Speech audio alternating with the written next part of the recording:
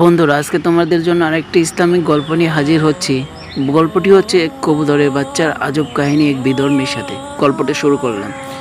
এক বিধর্মী তার কাপড়ের ভিতরে কিছু লুকিয়ে হুজুর সাল্লাল্লাহু আলাইহি সাল্লামের খেদমতে হাজির হলো এবং বলল, হে মুহাম্মদ, যদি তুমি বলতে পারো যে আমার কাপড়ের ভিতর কী লুকায়িত আছে, তাহলে আমি স্বীকার করব যে তুমি সত্যিকারের নবী। হুজুর সাল্লাল্লাহু আলাইহি সাল্লাম ফরমালেন, সত্যি যদি তুমি ঈমান আনবে? সে বলল, হ্যাঁ ঠিক, আমি ঈমান আনবো। হুজুর সাল্লাল্লাহু আলাইহি সাল্লাম ফরমালেন, তাহলে শোনো, তুমি এক জঙ্গল দিয়ে যাচ্ছিলে, পথের ধারে এক গাছ দেখলে, সেখানে কবুতরের বাসা ছিল। সেই বাসায় কবুতর দুটি বাচ্চা ছিল।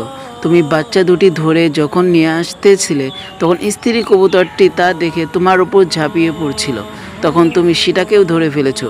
এই মুহূর্তে সেই স্ত্রী কবুতর ও বাচ্চাদ্বয় তোমার কাছে তোমার কাপড়ের আস্তিনের ভিতরে লুকায়িত আছে।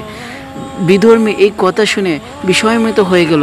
সঙ্গে সঙ্গে ঘোষণা করলো, আমি সাক্ষ্য দিচ্ছি যে আল্লাহ ছাড়া কোনো মাহবুদ নেই। আরও সাক্ষ্য দিচ্ছি যে নিশ্চয় আপনি আল্লাহর রাসূল। সবক, আমাদের হুজুর সাল্লাল্লাহু আলাইহি সাল্লামের কাছে কোনো কিছুই গোপন ছিল না। একজন অজ্ঞ বেদুইন এটা জানতো যে যিনি নবী তিনি অদৃশ্যর জ্ঞানের অধিকারী হন, মানে আল্লাহ তাকে ওহির মাধ্যমে নবীকে সব জানিয়ে দিয়েছেন, এই জন্য অদৃশ্যের জ্ঞানের অধিকারী। কিন্তু জ্ঞানীগুণের দাবিদার হয়ে যে নবীর জ্ঞান অস্বীকার করবে, তার থেকে বড় মূর্খ কাণ্ডহীন আর কেউ হতে পারে না। ধন্যবাদ। আর ভিডিওটা ভালো লাগবে চ্যানেলটি সাবস্ক্রাইব করে রাখবেন।